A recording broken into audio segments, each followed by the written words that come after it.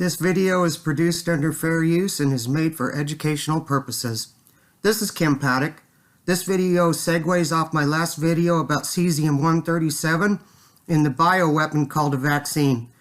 This is what I mean when I use the term vaccine.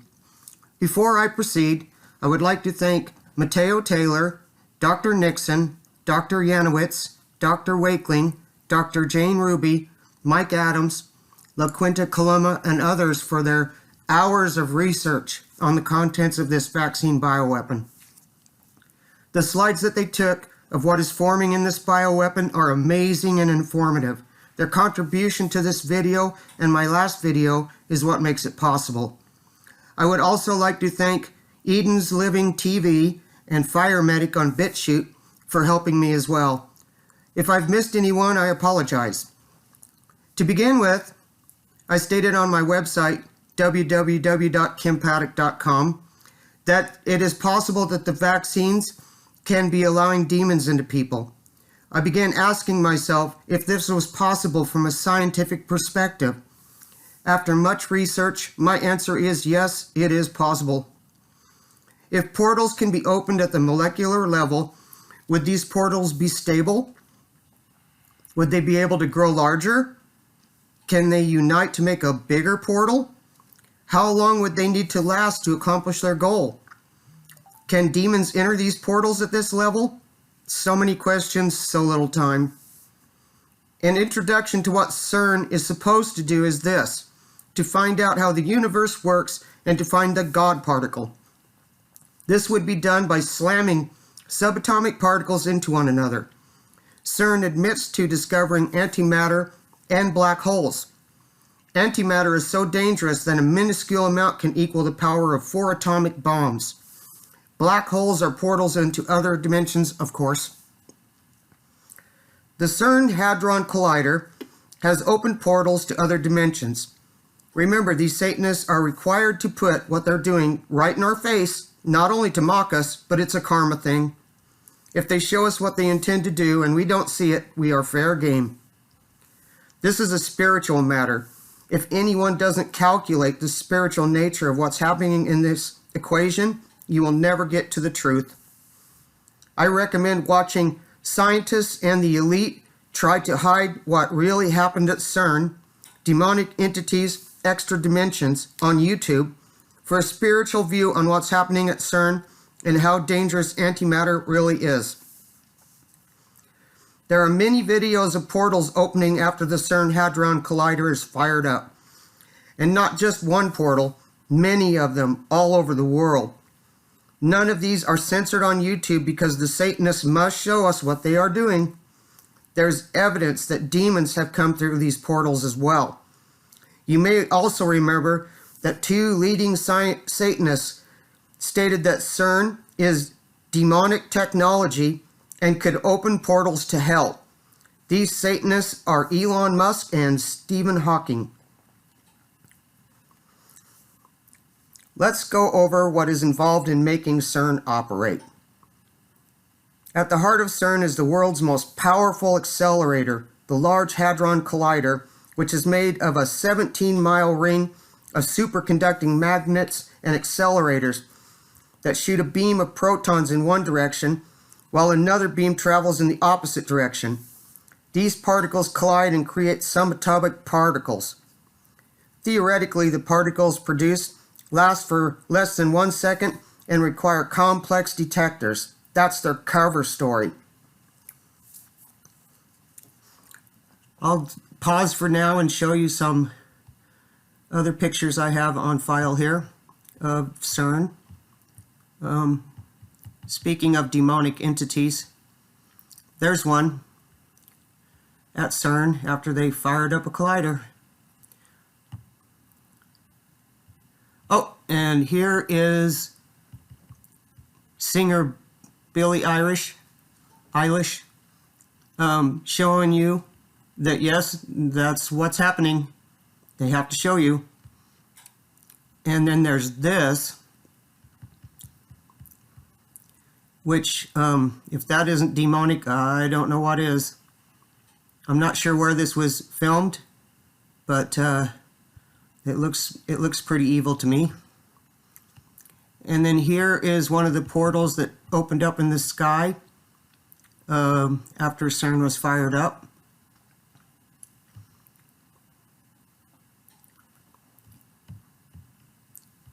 And then we'll get to this one in just a minute here.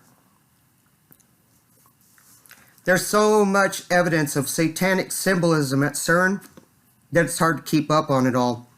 CERN was built where the temple of Apollyon was said to have been, Apollyon the Destroyer. Revelation 9:11, they had as king over them the angel of the abyss, whose name in Hebrew is Abaddon, and in Greek is Apollyon, that is Destroyer. The logo for CERN is 666 in a circle. The name CERN is short for the demon god Cernunnos. The LAC magnets that they use along the path of the 17-mile-long configuration at CERN create what they call the Janus point. Janus is the Greek god of portals. Yeah, they tell you. So, let's take a look at this one. This is Shiva, who's out in front of CERN. For modern physicists, Shiva's dance is the dance of elementary particles. The European Center for Particle Physics in Geneva, CERN, has published a 2-meter-high statue. It is depicted in a 2004 Natjara Shiva-shaped dance pose. The dancing Indian god, representing the cosmic cycle of creation and destruction, also portrays the dynamics of subatomic particles that are the basis of the universe's formation being explored by physicists worldwide.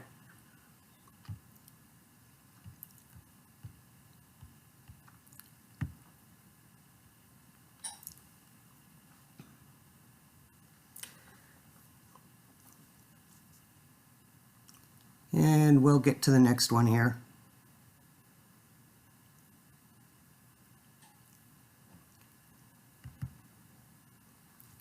This is my opening picture, so we'll go back to it because I'm going to speak about these.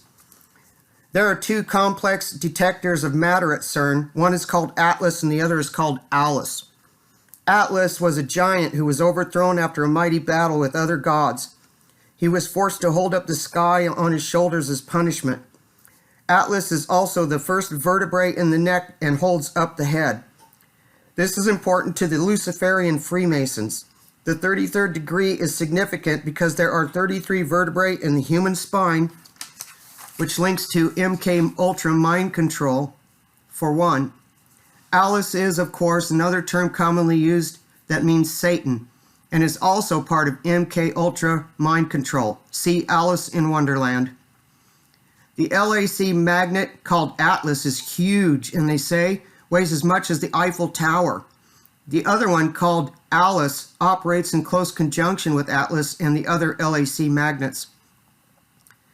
Of course, there's the statue of Shiva, the destroyer, at the entrance of CERN, which we just looked at.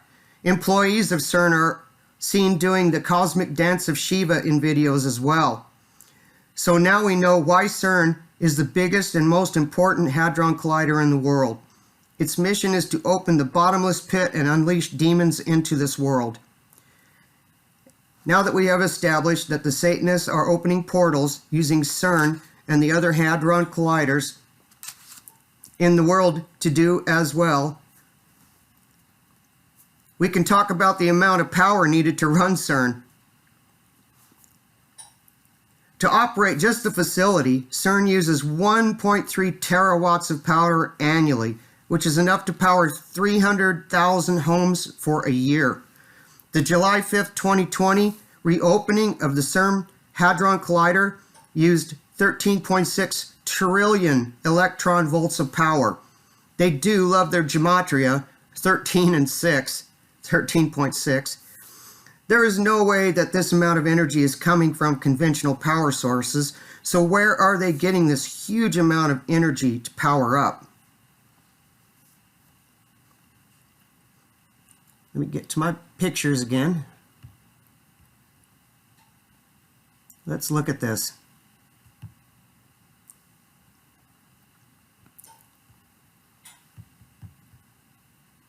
Oh, there's what CERN looks like overhead when they're pulling power out of the ether. It's coming from the ether that's above our heads and all around us. See Nikola Tesla's free energy device powered by ether. The truth about ether has been hidden from us for too long. So let's take a few more pictures of this ether. Well, let's look at a few here. Woo. That's some very high voltage going on there. That looks like a portal to me. Let's look at this one.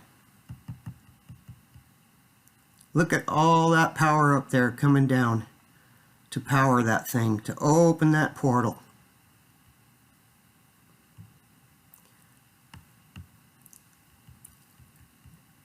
And there's some really good photos of the ether. So my question is, can these Satanists use Hadron Collider technology on a microscale, small enough to put in the human body to be assembled at the molecular level? Multitudes of miniature CERNs that can be powered up all at once using the frequency of 5G units and cell phones? At this small of a scale, I believe that the answer is yes.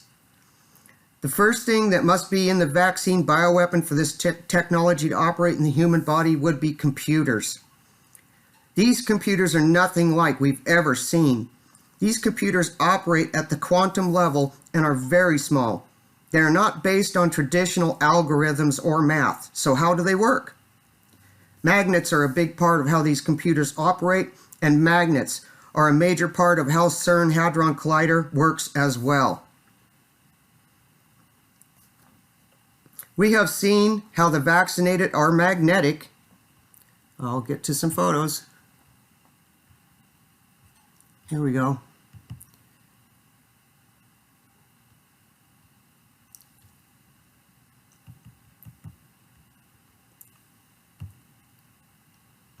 And here's a video you can watch where they have a magnet challenge, apparently. And there's another one. It takes a lot of magnetism for this micro technology to work, especially if we're dealing with microscopic hadron colliders. This magnetism is also important in order to operate tiny computers. I investigated magnetic data storage, and this is what I found.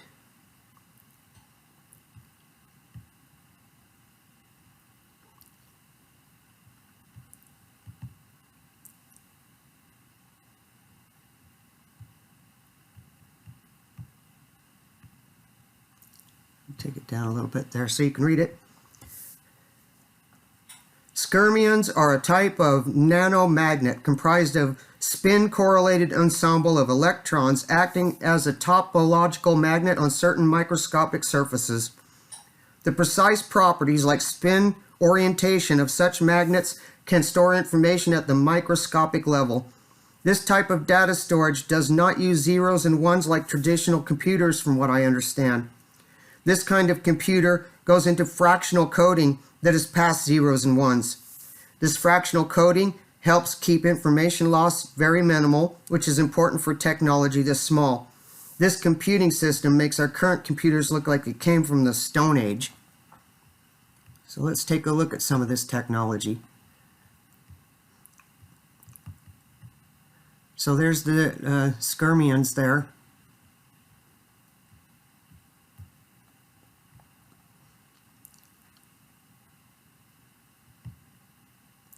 Let's see if this one will pull up. There it is. Next level data storage. And you can read about skyrmions more. It's pretty interesting. And I also found this kind of microchip technology.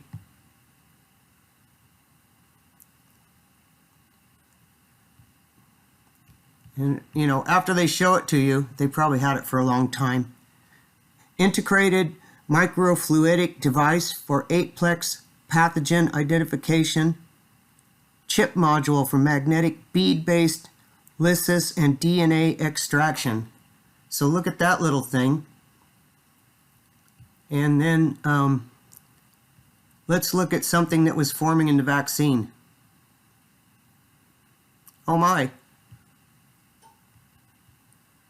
Are we close? Yeah, that's pretty amazing. Other ingredients that would be required to make these microscopic hadron colliders would be certain metals and rare metals. Radioactive cesium-137, iron oxide, lithium, aluminum, tellurium, and gallium have been found in the so-called vaccines along with some other metals.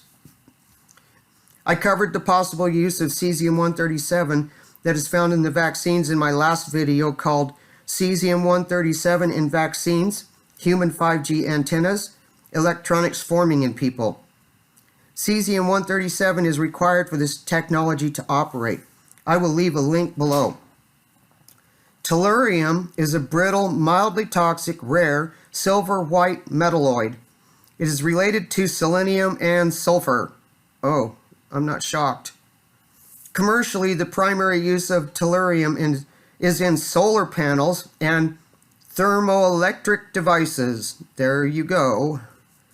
Tellurium is considered a technologically critical element.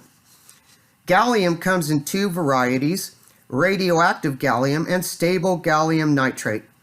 I'm not sure which one was found in the vaccines, but I can imagine it's the radioactive one. Gallium's properties vary greatly with temperature. It becomes resistant to mineral acids by forming an oxide layer on the outer surface, saving the interiors from damage. 95% of the total production of gallium is used in making semiconductors. Aluminum is used for aluminum-ion rechargeable batteries. They are low-cost, high-capacity batteries. Aluminum doesn't rust or degrade in many situations and is thus stable. Aluminum-ion batteries have the potential to be smaller in size due to the ease of handling and energy storage capacity. The components used in this technology would need power from several sources. It takes a lot of power to operate a hadron collider, even at the molecular level. 5G technology is important as a power source to charge these batteries and keep all this technology going. It has been found that removing 5G and cell phone transmissions causes the electronics in the vaccine bioweapons to degrade. The reintroduction of 5G and other transmissions activate the electronics and other elements found in the vaccine, and they begin to reassemble, sometimes in a different form, according to their instructions from the nanocomputers. Lithium is famous for being used in batteries, but it is also famous for burning at room temperature, which we have seen with the current inventory of electric vehicles in America. On a side note, Tata Motors in India have had successful electric vehicles for decades now, and they sell commercial electric vehicles that do not run on lithium batteries. We've been lied to again. Back to the point. Lithium is also used for organic synthesis at both laboratory and industrial scales. Lithium is especially used as an initiator in polymerization processes such as the production of rubber. It also finds its use in manufacturing other organic products such as pharmaceuticals. The terms rubber and pharmaceuticals, so close together, bring something to mind that we have seen in autopsies of the vaccinated. Mike Adams has samples of these so-called blood clots, and he stated that when he pulled a sample apart, it was like rubber. So let's look at some photos of that stuff.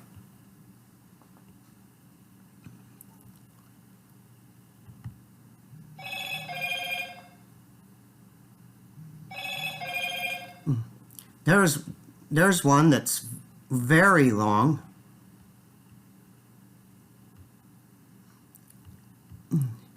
Here's another sample. They really do look like rubber.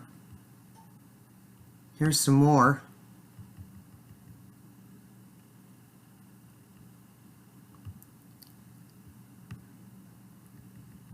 And there's some more.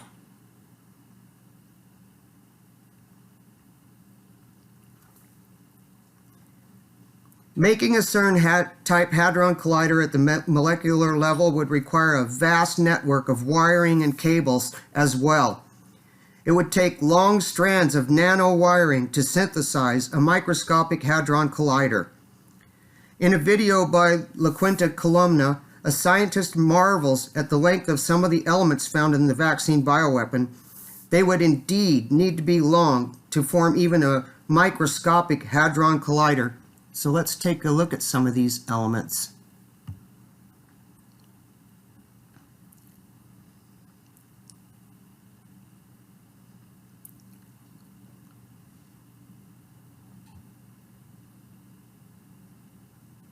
Sorry, it's taken a while.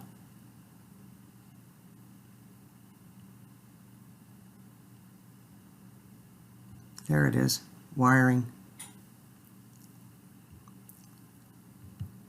I'll start with this one because it's pretty interesting.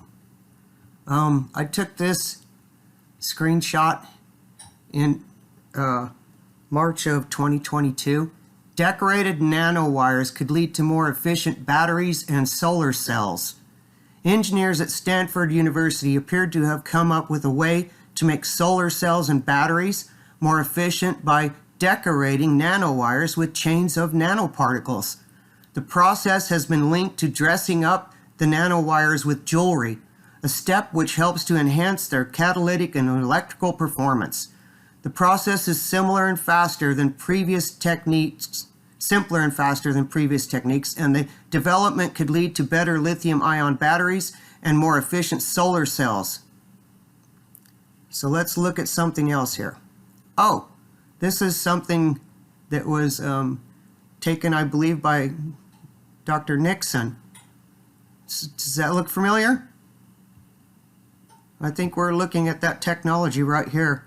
Let's go back to this one and take another look. Yeah, I'm thinking it's pretty similar. So there you go.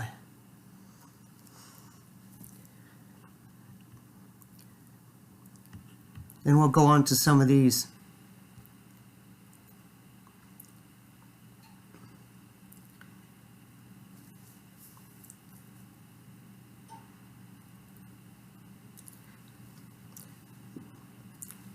Okay, there's some of them. I mean, these could be antennas, they could be, I don't know what all, but since they're made of graphene, and graphene conducts electricity so well, it very well could be the very long strings of particles that they would need. This is in a single drop. Look at all of that. How long is that?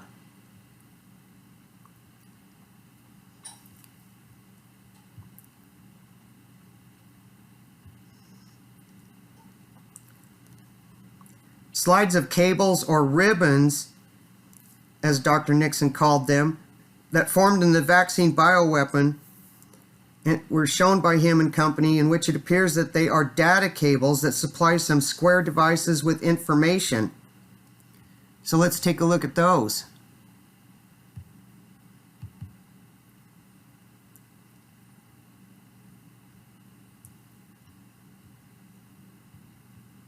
Look at that. Self-assembly structures in the COVID-19 shots. But there's a cable all lit up, powered up, and there's what could be computer chips. Could be.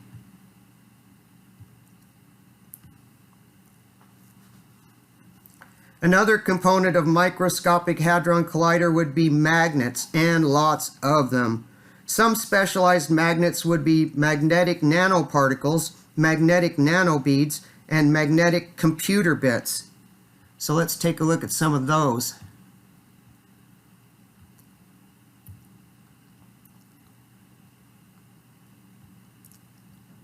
I did quite extensive work in the nanomagnets here. Bear with me. Here's one. Transport a partial hollow nanocapsule motor to a single live Chinese hamster ovary, cell admits many. CERN's spectrum shows the CHO cell membrane is primarily lipid. So there's one that can carry something inside of it at the nanoscale. That's pretty amazing.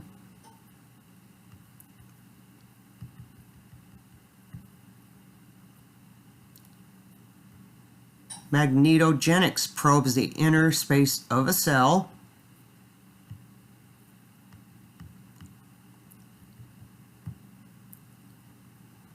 For the first time, researchers have demonstrated it would be possible to make a chip that operates with the lowest energy possible under the laws of physics. It's been called a breakthrough for energy-efficient computing and could cut the amount of energy used in computers by 1,000,000. Then they say, oh, it would take a long time, but once they show it to you, they already have it. And then this is a small read on what is magnetic computing, and you can screenshot that or stop this and read it if you want. It's pretty interesting.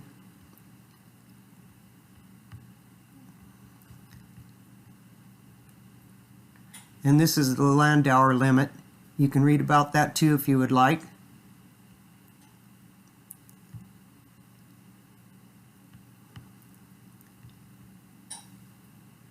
And then this is another slide that you can take a look at and read if you'd like.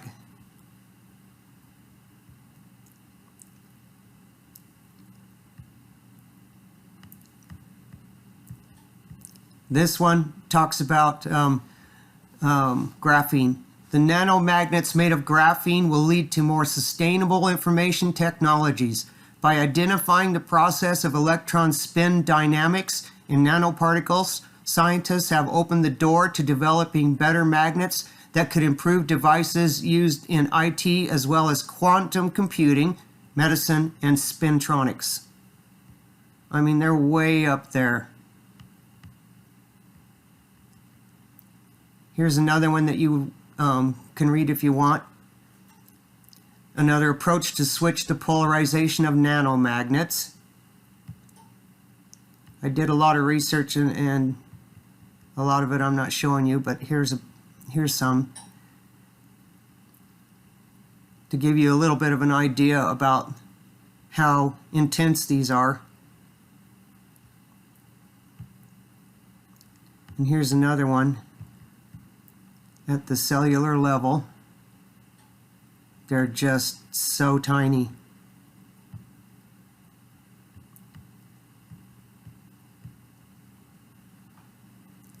And this is about the production of molecular magnets. They're really proud of this. There's a lot of information out there. And here's another one that shows how they operate them.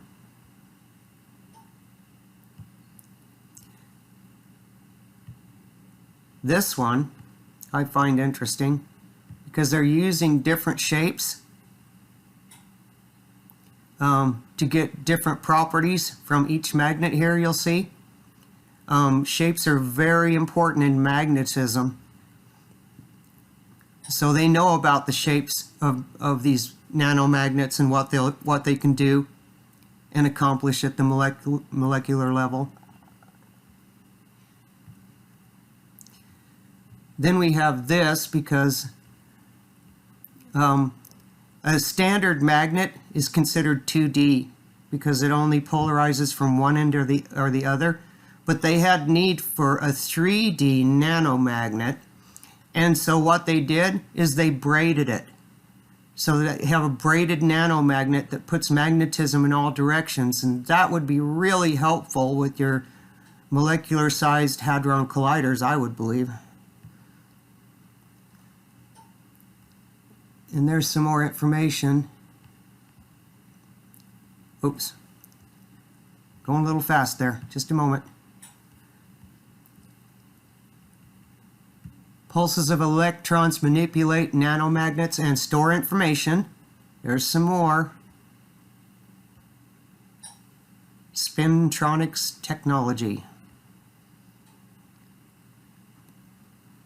Then we get into the skyrmions. Magnetic nanoparticles are more simple than magnetic nanobeads.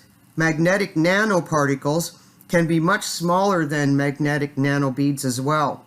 These nanoparticles consist of two contents: a magnetic material such as iron, nickel, or cobalt that carries a chemical or other payload to specific tissues by using the frequency of the tissue. These nanoparticles are always magnetic. Magnetic nanobeads, on the other hand, are more complex and typically larger than nanoparticles. Nanobeads can have multiple layers of material depending on what they are required to do, which includes the magnetic core. Nanobeads can be customized to a particular job, such as becoming nanowires, delivering DNA or RNA strands, and programmed to go to a certain frequency to deliver a payload.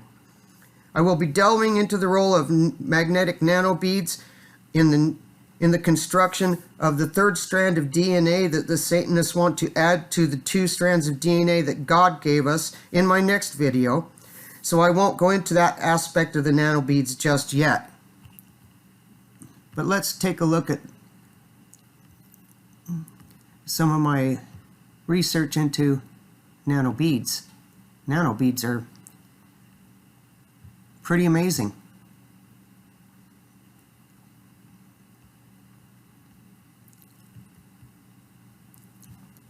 Here's some actual photographs of the nanobeads, taken with the electron microscope, of course.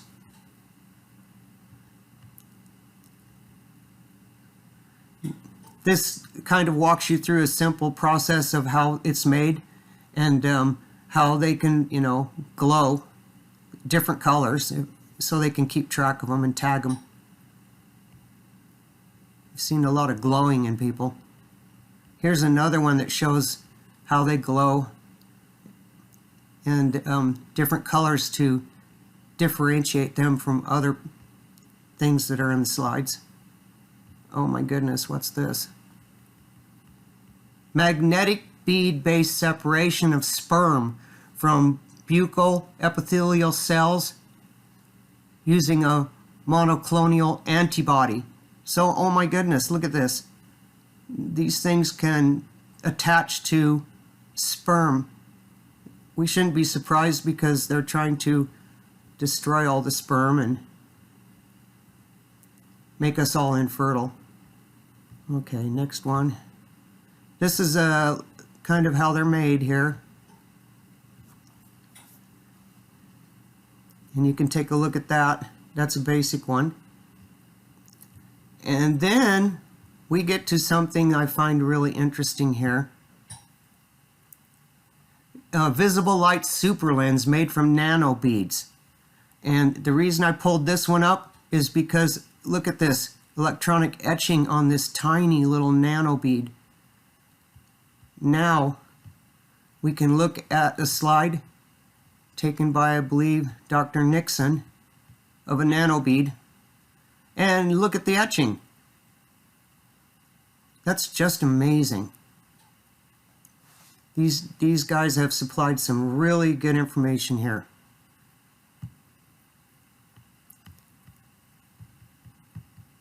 This is also a little walkthrough that describes different sizes and different functions that can be made with these and kind of what they look like and so forth and so on. And of course they have to have something good that they can say about them. Magnetic nanobeads can snatch bacteria and viruses out of the blood. So there's a cover story.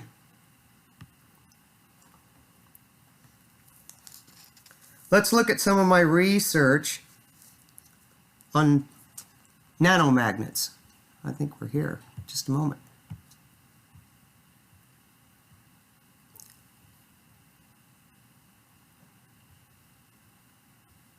Yeah, I got nanomags in the next folder. There it is. Okay, yeah, we went through that already. So, no offense.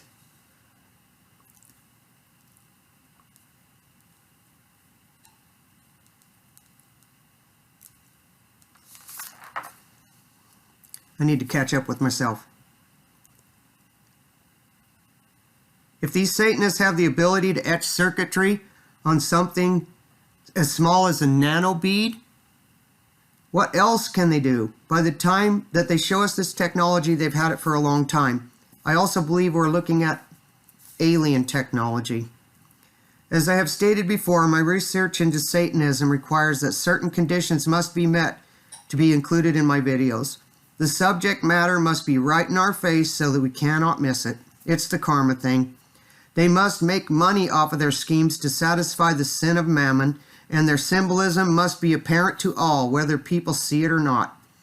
I have covered how in your face this technology is, and how well known the CERN Hadron Collider is. Untold billions of dollars have been put into not only CERN, but into the other 59 Hadron Colliders.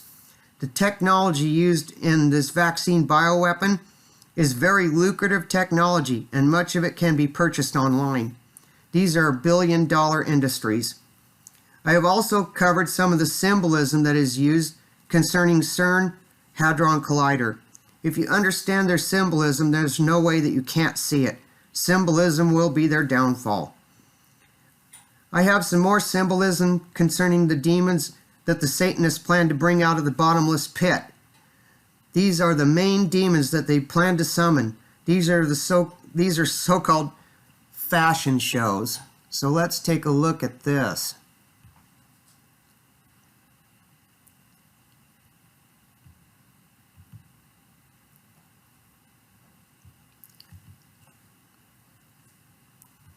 I don't know what kind of fashion show you consider this, but Lord, there's one of them.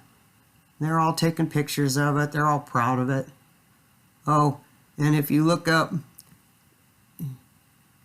demonic fashion shows, you get all kinds of stuff like this. It's just everywhere. There's the black and white Masonic floor and so much symbolism. Then there's this thing.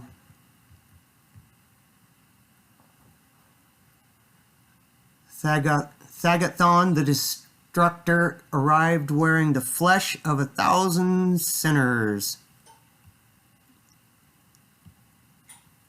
Here's another creature. Othteric, Devourer of Worlds, wearing the tortured screams of irredeemable souls. Yes. Good Lord. Cerzadul, mother of serpents, wearing the blood of the unbelievers. Ugh. They just get worse. Zogaret's fourth pulverizer of the oceans of pain, wearing the poisoned tears of the unrepentant.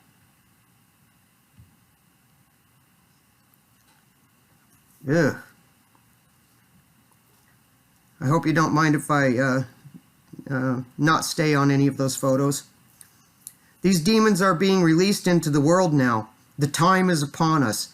These demons seek human hosts, and unfortunately they shall have them. The portals to hell shall open within those who took the mark of the beast and trusted not in the holiness of God's temple which is within you. The path is narrow, and many have been deceived. The vaccine bioweapon is engineered to destroy the pineal gland, which is our connection to God as well. If their plans for this bioweapon have been allowed to continue unabated, these vaccine bioweapons would have been more ready than they are right now. Batches are inconsistent, even within the same batch. If these vaccine bioweapons had more time to be developed, they would be homogenized, more predictable, and more controlled. Was Operation Warp Speed the reason that these vaccine bioweapons were released too soon? Is there any hope for any of us, vaccinated or not? Yes, but even the unvaccinated have been infested with some of these bioweapons through chemtrails, food, and by other means. There are nanoparticles being added to food such as yogurt, drinking water, food additives, and many other products. This technology is in just about every living thing, even in atmospheric dust. We are in this together. I do have a good idea on how to reverse this technology, but I will save it for the end of the video. For those who have taken at least 2 of the vaccine bioweapons, their DNA is being changed and they are no longer considered human to these Satanists. This is in part due to CRISPR technology and the contents of the vaccine bioweapon. The Satanists call these people homoborgenesis. They make fun of the Bible there, Genesis. These Satanists just love to patent everything, and they think that they own the vaccinated through the patented technology in the bioweapon. It was in the paperwork that most people didn't read when they went to have this bioweapon put in their bodies. They just signed a form that they never read. This form also held the big pharma companies not legally liable for what they just did to these people.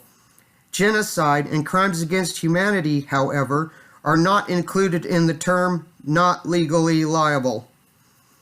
The Georgia Guidestone stated that the Satanists intended to kill off some 80 to 90% of the human population of the world, and they said it in 7 languages. We were warned, and they met their karmic requirements of putting it right in our face. What they didn't tell us was what would happen to the 10 to 20% that survived this mass genocide.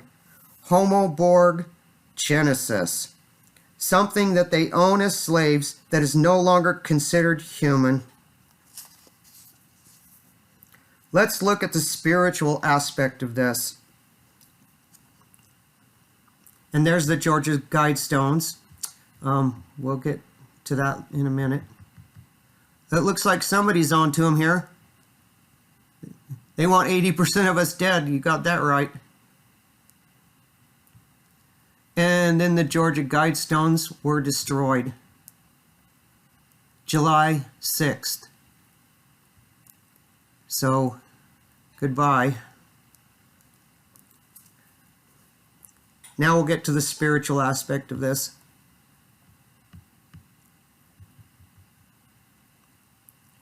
A double helix has 144,000 genes, 72,000 from the mother and 72,000 from the father. Revelation 7:4, and I heard the number of them which were sealed, and there were sealed 144,000 of all the tribes of the children of Israel. Revelations 14:1, and I looked, and lo, a Lamb stood up on the Mount Zion, and with him 144,000, having his Father's name written in their foreheads. I believe that the 144,000 that the Bible refers to is not the number of those that are saved at the end of days, but those who still have the DNA that God intended for us to have. Let's go to some more pictures here. And this one goes through the 666 in the mRNA and so on. There it is.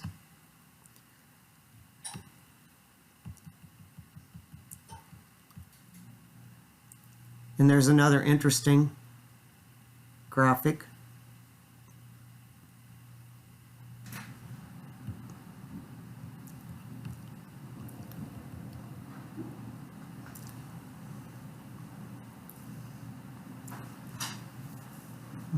As for the idea that I have that many may help to get rid of much of this technology, I propose that we use their own weapons against them.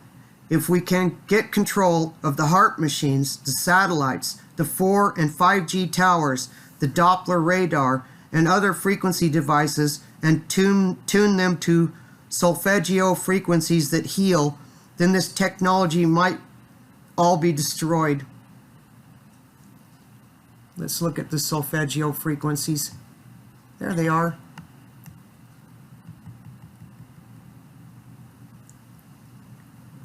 After my own experiments with frequencies and healing, I have figured out how to get nanos out of my body by using a higher frequency than that of my body. My theory is that if these nanos are programmed to go to a higher frequency in order to find life forms to inhabit, I can get them out of me by using a higher frequency than my body. I made a bath and body oil which contained a high-frequency extract and put about a tablespoon in my bath water. I had a black light handy to make sure that I could see any clear nanos. I soaked for about 5 minutes and checked the water with the black light. Nanos were rising from my skin to the surface of the water where the bath and body oil was. After about 10 minutes, there were strings of nanos that looked like branches linking together on the surface of the water, and then they began to swim. I presumed that they were searching for another higher frequency life form. I got a sample of one of those strings of nanos, and here's what it looked like under a black light.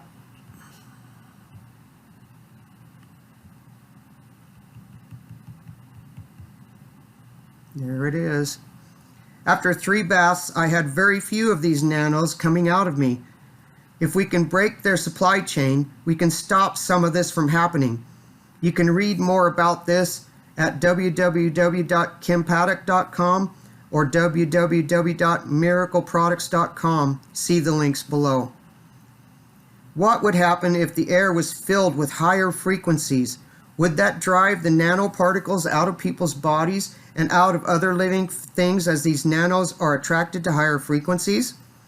Would the solfeggio frequencies destroy this technology that is within us? I believe it can be done.